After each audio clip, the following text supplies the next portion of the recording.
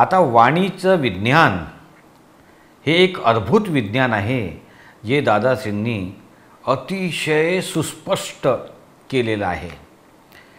दादाश्री बघा काय म्हणतात, सासूबाई सकाळपासून संध्याकाळपर्यंत कचकच करत असेल आणि सुनेला त्या गोष्टीपासून त्रास होईल।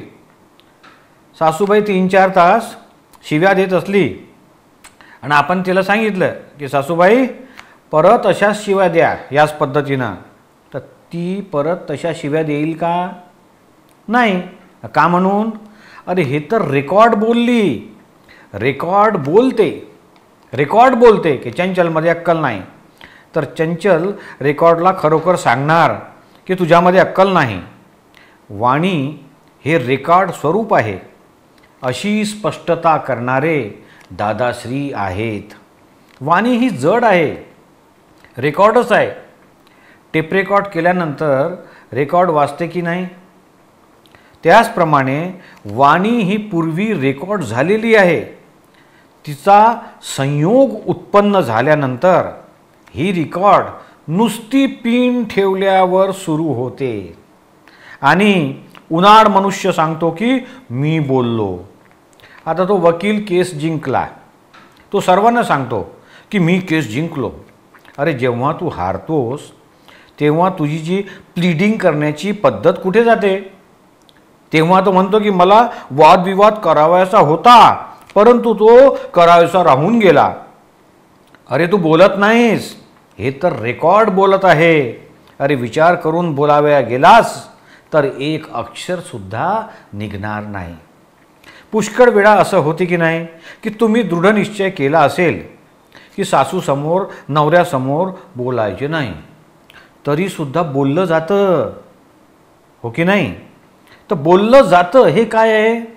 आपली तर इच्छा नव्हती, मग काय नवऱ्याची इच्छा होती, सासूची इच्छा होती, ते हे कोण बोलावायला लावते?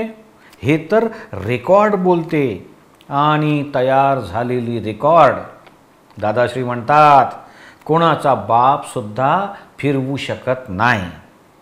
पुष्कळ वेळा मनात नक्की करून आला असाल की असतो त्याला असं ऐकवीन तसं ऐकवीन, आणि जेव्हा खरोखरच जवळ येतो तर त्याच्या समवेत इतर 2-4 जणांना बघतो तेव्हा एकही अक्षर बोलल्याशिवाय परत येतो। असं होते की नाही? खरं तर बोलावयास गेला होता परंतु तिथं बोबडी वळते, असं होते की नाही? अरे तुझ्या सत्तेची वाणी असेल तर तुला पाहिजे तशी वाणी निघेल, परंतु असं होतं का? कसं होणार? हे अंबालाल मूळजीभाई देह धारण करणारे असून आत परमेश्वर संपूर्णपणे प्रगट झाला आहे, तरी सुद्धा त्यांची वाणी रेकॉर्ड स्वरूपाची आहे। दादाश्री म्हणतात आमच्यामध्ये बोलण्याची सत्ताच नाही, आम्ही तर रेकॉर्ड कशी वाचते ती बघतो आणि समजून घेतो। वाणी संपूर्ण जड आहे, परंतु दादाश्रींचं कथन आमची वाणी प्रगट परमात्म्यास स्पर्श करून बाहेर निघते म्हणून चेतन आहे, प्रत्यक्ष सरस्वती आहे। ही फोटोमधली सरस्वती परोक्ष सरस्वती आहे, आमची वाणी ही प्रत्यक्ष सरस्वती आहे दादाश्री म्हणतात, आणि कोणाच्याही अनंत पापांना जाळून भस्मीभूत करते। आमची वाणी संपूर्ण वितराग आहे, स्यादवाद आहे। वितराग मनुष्यास ओळखण्याची साधी रीत त्याची वाणी आहे। जितकी तुमची ओळखण्याची शक्ती असेल तितकीच त्याची किंमत होईल, परंतु या काळात ओळखणारा मनुष्य नाही। अरे 5 अब्ज रुपयाच्या हिऱ्याची किंमत 500 रुपये करतात, तेव्हा हिऱ्याला स्वतःला बोलावं लागते की माझी किंमत 5 अब्ज आहे। त्याचप्रमाणे दादाश्री म्हणतात आम्हाला स्वतः बोलण्याची वेळ आली आहे की आम्ही भगवान आहोत। अरे भगवानच्या सुद्धा वरती आहोत। संपूर्ण वितराग भगवानने आम्हाला वरिष्ठ पद स्वतः दिले आहे। त्यांनी सांगितलं की आम्ही सत्पात्र मनुष्य शोधत होतो, तो सत्पात्रपणा आम्हाला तुमच्यामध्ये दिसून आला. आम्ही तर संपूर्ण वितरागी बनून मोक्षामध्ये बसलो आहोत. आता आम्ही कोणाचे काही करू शकत नाही, म्हणून तुम्ही प्रगट स्वरूपाने सर्व शक्तिमान आहात. म्हणून आम्ही आमचे वरिष्ठपण तुम्हाला देत आहोत आणि तुम्ही जगाचे कल्याण करा, असं दादाश्रींना सांगण्यात आलं. म्हणून दादाश्री म्हणतात की आम्ही भगवानांचे सुद्धा वरिष्ठ आहोत. 14 लोकांच्या नाथांचेही आम्ही वरिष्ठ आहोत.